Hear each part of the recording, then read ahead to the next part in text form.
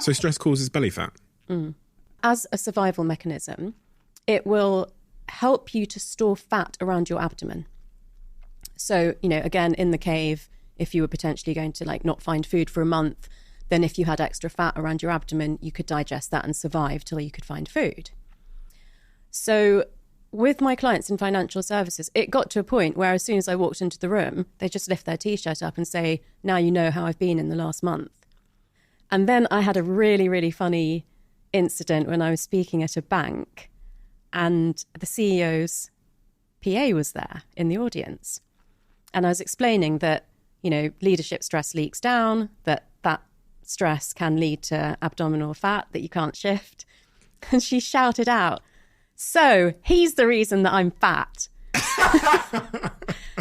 But Steve, no one laughed. Really? Yeah. And that's when I knew that, okay, he obviously is really stressing everyone out. Oh gosh, no one laughed. No.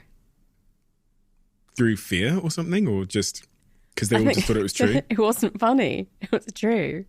Jesus. Again, what I would see with people is that they would say, oh, I've put on a bit of weight around the middle, had to loosen the belt a bit.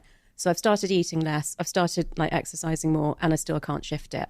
And again, that's when I would explain this is the impact of cortisol. As long as you're still leaking out extra cortisol, nothing's going to change. So, and like I said, even exercising more or eating better, less or differently, whatever it is, wouldn't shift that fat. You had to get to the root cause. You had to reduce the cortisol. It also made me think about when you consider promoting someone in your organization, you have to be very careful that if you put a particularly stressed, cortisol leaking individual high in the organization, there's going to be a significant impact for everyone below them. Yeah. Is that accurate? Is that an accurate observation? Yeah, no, that's a really good way of putting it. I mean, I always think of that phrase, what got you here won't get you there, which is more about the fact that people get promoted because they're good at what they do, but they don't really get taught all the, best management and leadership skills. But that's a really pertinent point. If they're a person who is stressed, particularly who suppresses stress, which some of these, successful people do, then it would have an impact down the organisation. It begs the question then. So if someone's listening to this and they go, do you know what, I'm a leaky cortisol person, I'm highly stressed and it's probably getting to people around me, what can I do about that? So first of all, if someone's saying that, half the battle is won. The problem is when people are not aware of that. But let's say you are. So let's say that I give you that list of signs and symptoms that you've got high levels of cortisol, which include things like sleep disruption, because cortisol is part of the 24-hour clock. Melatonin helps us to wake up. Melatonin helps us to fall asleep. Cortisol helps us to wake up. Maybe you've noticed the belly fat. Because of the really strong connection between the brain and the gut, any sort of reflux or indigestion symptoms are often signs that you've got high levels of cortisol too. And of course, things like irritability and mood changes. What I mostly would hear people say is that I can just about keep it together when I'm at work, but when I get home, if my kids are, annoying or my partner's asking for too much, I just snap. So that means you're one step away from snapping at work if somebody pushes you too far. So that's not good. Because cortisol is pro-inflammatory, it's very drying of the system as well. So you might notice that your skin's really dry or you've got skin problems. Your skin isn't just the physical border of your body, it's the psychological boundary of your body too. So often stress shows up in the skin. Then there are two main things that you can do. One is physical exercise, because you can literally sweat cortisol out of your body. So you can sweat excess cortisol out of your body by doing aerobic exercise. The other one is journaling, so writing out what's on your mind rather than just let it be in there and keep going round and round. Or if you've got a therapist or a trusted friend, speaking it out loud. So it's all about getting cortisol and or the negative thoughts that are associated with your stress out of your brain-body system.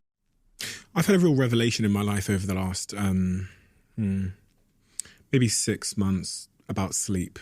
Again, it's why I said, I think before we started recording, that I don't have any meetings scheduled before 11 a.m. and I sleep with my eye mask on and I just wake up when I wake up. Yeah, me too. Oh, really? Yeah. I've never really met anybody that has that. It is a privilege, I have to acknowledge that not everyone can do because of work circumstances or whatever else. But the importance of sleep. You're a neuroscientist. Yeah. There's a lot of people who have dysfunctional sleep. We live in a world where I feel like it's increasingly difficult to have, great sleep.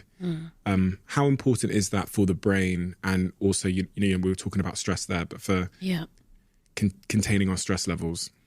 It's so important. I can't stop going on about it. And I do understand that for some people it's not a choice, that they just don't sleep well, or their sleep gets interrupted because they've got young kids, or they do shift work. So I'm not particularly talking about the people where there's a reason that you can't sleep in this way. I'm mostly directing this out. If you have a choice, this is the way that you need to sleep and this is why.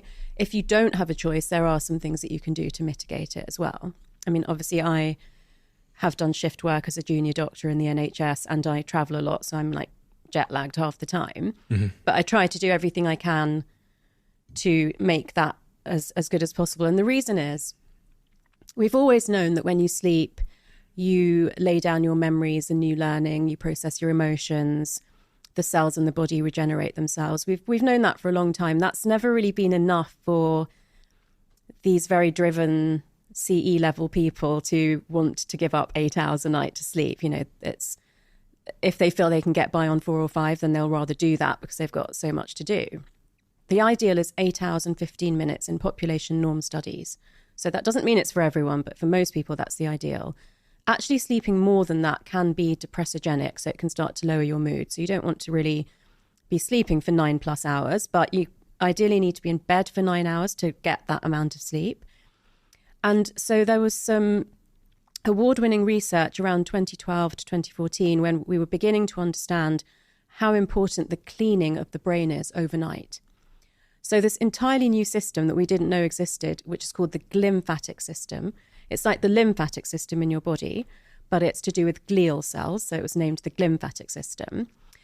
That system is a very active kind of waterway channel cleansing system of the brain. We used to think that the fluid around the brain, and there's ventricles, which are like lakes, and then there's just like trickling areas, that sort of passively dripped through the brain overnight. We did not expect to see like jets of fluid flushing out toxins from the brain. So the exact things that we see in the pathology of dementing diseases like Alzheimer's and Parkinson's, like tau proteins and amyloid plaques and neurofibrillary tangles. How do you say that in English? Those things are being flushed out of the brain very actively overnight. And that process takes 7 to 8 hours to complete the cleaning.